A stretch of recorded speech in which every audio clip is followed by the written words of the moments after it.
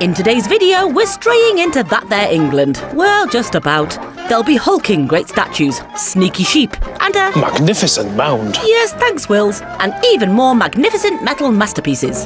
If you don't know us, I'm Rachel, he's Wills, and we are Postcard and a Pint. And today we're on a tight schedule. Before it snows. Indeed. So where are you? We're in Oswestry. Hang on. That doesn't look like Oswestry. Before we head off into Oswestry town, we've come to the Old Hillfort just outside. Now, this is an important Iron Age hill fort, one of the most important in Britain, and people lived and traded here from 800 BC till the Romans invaded in 43 AD. It didn't look too steep, and on a cold January morning, it was the perfect walk to take. And in about 5 minutes, we were up. Well, we're at the top, and that's a really easy climb compared to some hill forts we've been to before. It's a nice big flat field at the top where there would have been mud huts once upon a time and people live, which is crazy to think about. And also really diverse wildlife. We think we've already seen a kestrel. Even though you can see the shapes of the old fortifications from the ground, it's once you see it from the air that you get a real sense of what this once was. Is your mind boggled, Rach? Wow, to think this was built nearly 3,000 years ago. The mind boggles. Imagine the guards on the ramparts protecting the fort from enemies, having a little tipple on the side to keep warm, like someone has here, litterbugs. We can almost hear the sounds of battle in the air. In fact, we can. What's going on, Rach? There's some random shooting going on over there. We're hoping it's farmers and not terrorists, but we're having a lovely day. Farmers, terrorists, who cares when it's a blissfully peaceful morning and you've a huge entire hill fort all to yourself. It was going so well until... Oh, how did you get out? There's a sheep out. And it's too stupid to get back in. Where did you come from, my sweet? The other side of that fence by the looks of it. Wills will know what to do. Right, so we found a sheep who's got outside of the main enclosure, and there's a gate all the way up there, and we're going to try and get it back in, see what happens. If you're a farmer, look away now. This is embarrassing. Come on. This way. No, Wills, it's a sheep, and probably only speaks sheep. No, it's not a cat. Although it does have a mind of its own, and it's going that way. Round 2 of Wills versus the sheep. Only another 100 metres around the corner to go, and... He wants to go that way. He certainly does. Wills nil, sheep 2. He's got to find his own way back, I'm afraid. Pathetic. What you need is... Farmer H. To the rescue! The problem was that Wills had misgendered said sheep. She was in fact called Beryl.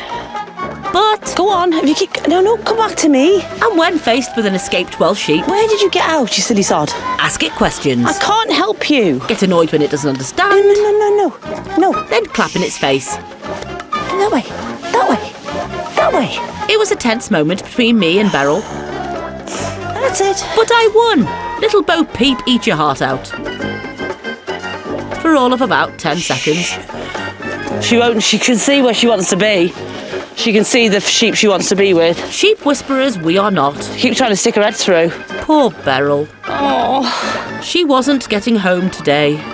I feel really bad. We normally save sheep, but we can't get this one to go round to the gate. We are rubbish shepherds. But she's got plenty of grass. They're all clipped, so a farmer will come up at some point and realise poor old Beryl the sheep has got out. Or she'll do a great big jump and get over the fence. You keep telling yourself that, old crap Donald.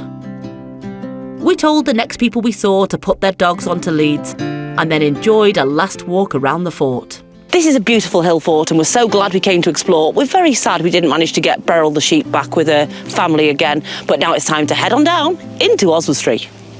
We wobbled back down the hill fort, hoping that poor little Beryl the sheep would find her way home. Oswestry, it's a market town in England, 5 miles from the Welsh border. We parked at the Indoor Market and then went to take a look inside. A few stalls were closed today, but it had a real community feel and some very eclectic shops. I loved the signs, Wills loved these guitars, and the retro toys went down well with us both.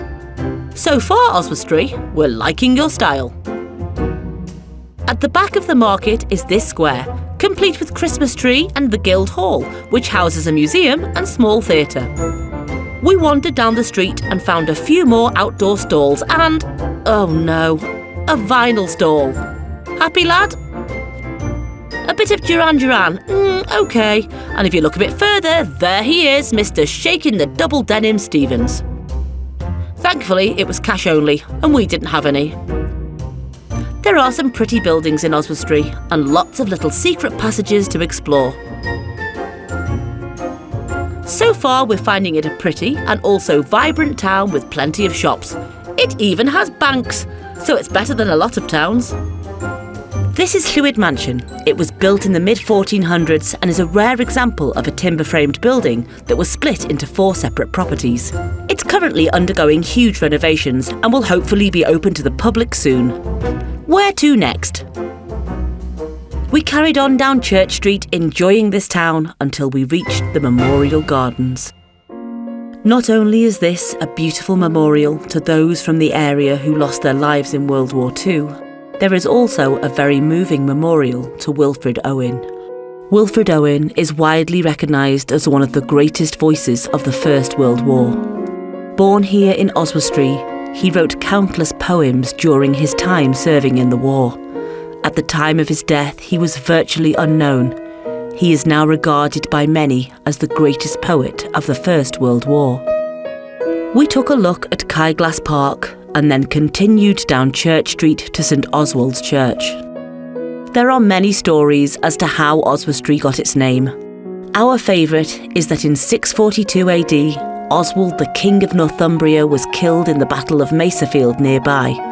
A raven picked up Oswald's severed arm, and where it was dropped, a holy well is said to have sprung. Worship has taken place on this site for more than 1,000 years. This church is 900 years old and is dedicated to St Oswald. Just in the grounds of the church, you'll find the old schoolhouse. It was founded as a free school in 1407. Today, it's a cafe. And talking of food, we need to find a place for lunch. Maybe Borodar Borderland Farmer. Now that looks nice, but a sun-drenched beer garden could get you done under the Trades Description Act today. Go on, Rach, tell us where we're going. That was a lovely morning exploring, but now it's time for some lunch, and TripAdvisor says that the Griffin is the best. We'll let you know. Tucked down Albion Hill, the Griffin Inn has great reviews online and is a beautiful pub inside. There was a varied menu. What to have, what to have. If you've watched this channel for a while, you'll probably have guessed what we'll go for. Ever predictable, Os. Well, it's a really pretty pub inside. It's got a nautical theme and it's got a lovely fire as well. I've ordered bangers and mash and Wills has ordered steak and Guinness pie. We'll let you know. Well, it looks fantastic and it tastes amazing. And how's that steak and Guinness pie, Wills? Empty plates all round. And food reviews, please. Well, TripAdvisor is not wrong. That was a delicious meal. It felt really home-cooked and not mass-produced at all. What did you think? That was delicious. It came out as a slice of pie. I thought I'd be getting my own little complete pie, but it was so nice. As Rachel says, it tastes really home-cooked. Big, thick, chunky bits of steak. Amazing chips. Bob on, 10 out of 10 from me. Cheers, the Griffin Inn. We're ready to carry on exploring. Next on the list was just down Oswald Road. It was the Cambrian Heritage Railway. At the moment, it's closed, but when the season starts, you can catch a steam or vintage diesel train for a nostalgic trip. There were still plenty of old locomotives lying around to take a look at, though. Then it was back into town as we had one more sight to see. It was a magnificent mound. It was indeed, also known as Oswestry Castle. You're probably asking, where's the castle? That's just a magnificent mound, but it's a very old site. Give us a bit of history then, Rach. There's not a lot left of Oswestry Castle these days, but it's mentioned in the Domesday Book of 1086 and it's thought that it was built in 1085. So very, very old, and this castle has been attacked and taken by the Welsh a fair few times in its history. Owain Glyndwr attacked it in his rebellion. Llywelyn ap Griffith of Gwynedd had a pop in 1230. We're not going to claim it for Wales today, as we've got somewhere else to visit. That's Oswestry over and out. We're now off to somewhere that we've passed many times this year and we've always wanted to visit. Come and join us. A few clues. It's on the A5. It has the coolest artworks ever. And it's heavily into upcycling things, especially things made from metal. Any ideas where we are yet? If you haven't already guessed, we've come to the British Ironwork Centre. We've passed this place so many times, always wanted to have a look. Now we're in. It's massive. We wish you had more time, but I think everything is made from reclaimed metal. There's so much to see, and for only £10 each, very reasonable indeed. We were so excited to get inside. And what did we find? Christmas. Well, the Christmas sale anyway. But this Christmas stuff was a lot cooler than your regular Christmas decorations. Everything is made from reclaimed metal and is amazing. Reclaimed flowers, fantastic. Reclaimed bunnies, how beautiful. And Will's only went for a poo and there was a reclaimed monkey sat on the john. It's upcycling unleashed. Let's head outside. It was strangely like the Lion King, but with more nuts and bolts and less fur. And the odd lesser spotted wills in the undergrowth. This gorilla is made from 40,000 spoons. And this tree from lots of old CDs. I'm glad someone's found a use for Bryn Terfel. The sculptures are absolutely incredible.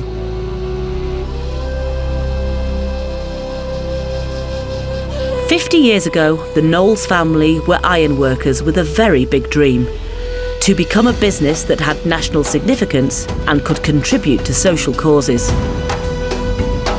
And it's been quite the journey ever since. The sculptures you see here today each have their story to tell. Endangered species are showcased with information all about them and how you can help. We loved these little characters dotted around the park, each with their own personalities. There were Halloween gas canisters, gorillas made from car parts, and even Santa made from cogs and chains. This millipede is amazing and has legs made from donated golf clubs. There was Satan. And Guan Yu. They were all looking strong and fearless. OK, Elsa was looking a bit worse for wear, but we'll let it go. The artists who create these sculptures are incredible, and the messages of recycling, conservation and education are well driven home. A biplane to question the world war. A small pause for reflection, and then we're off into the indoor display for some superheroes. If you have kids, they'll love this installation. Star Wars, Marvel and superhero characters, all made from scrap metal. This place is absolutely amazing. The sculptures are fantastic. We love this one. Deadpool, Ryan Reynolds, made out of recycled car parts. And he's looking good on it. There's even a Pixar section, but there was one artwork we were really hoping to see, and it goes hand in hand with this throne. The Knife Angel was made from over 100,000 seized blades and was created to highlight the negative effects of violent behaviour. We've seen it at Chester Cathedral, and it's currently on tour in Perth in Scotland. Created by Alfie Bradley in collaboration with the British Ironwork Centre, you can feel the pain and loss in each of the knives that make up this beautiful sculpture. And it will be back here at its home in January for 6 weeks. Do try to visit and check it out. It was almost time to go home. One more trip through the shop to have a look. I have a feeling we'll be back here soon. There's a lovely cafe on site, displaying lots of Will's childhood TV and film memories. It also has a great outdoor area that must be gorgeous in the summer. And to cement this as a top place, they've got a cat. She was a floozy and fell in love with Will's very quickly.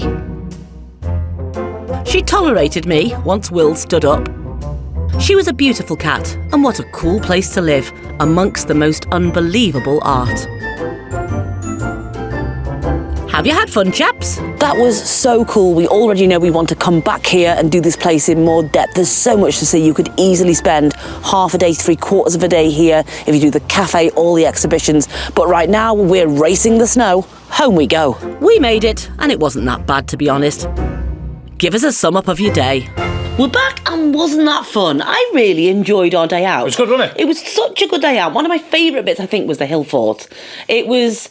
you're up there and you see all the ridges and stuff, and then in the drone, just seeing it all and how it would have been. Cool, doesn't it? And poor Beryl the sheep. Oh, such a shame about this. I felt so bad that we left the sheep there. Really bad. But anyway, I'm sure the farmer would have found him. But yeah, great day, and that British Ironworks. Oh my goodness. It's really cool, we wasn't it? definitely want to go back there. We've driven past it 3 times last year on the way down to South Wales and thought, oh, we must go.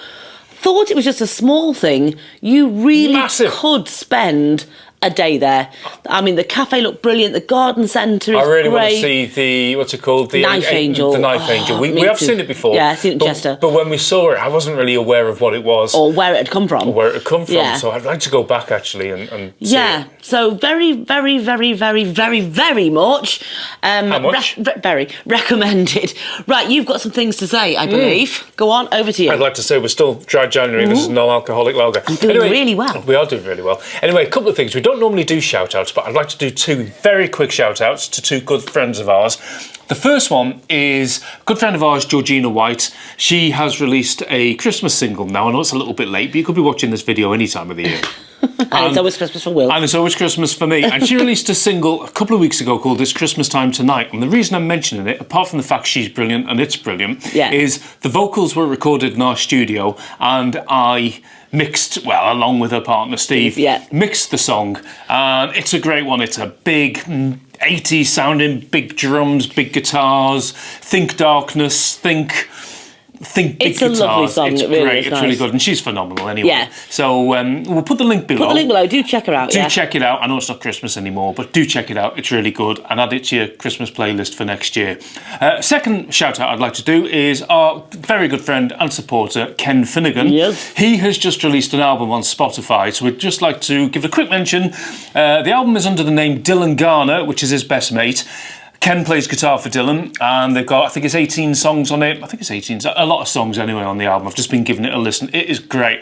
I helped him out with a video to one of the songs. The album is called Doing Hard Time, and the song to check out, we'll check them all out, but the song to check out is called Calling of an Angel, and it's really, really good, and I helped him with the video. We'll put the links, do all of that, but do check them out, because they're top-notch. Cool, very well done. That's probably it, isn't it? Right, so I think we should round this up. Yeah. If you'd like this video... Before we go, I'd just like to say, these videos will always be free. We will continue doing these forever and a day. They don't cost you anything to watch, but they cost a fortune to make. So if you do I hate asking for this, but if you do fancy supporting us, we do have a Patreon, and we put up bits and bobs. We send you Christmas cards. Yeah. Where it's like a little community, it's like a little gang. It's the price of about a pint a month. Yeah. And that's pretty much it. So we're sending out postcards this year to our top Patreons as well. Yeah. So if you fancy it, check it out. If you don't, just continue to do the like and subscribe and all of that. Leave us a comment and give this video a thumbs up. And all that sort of stuff. And I like it, helps the algorithm. It does indeed. There we go. So, as we say... In Postcard and the Pint, cheers to the good times. Clink.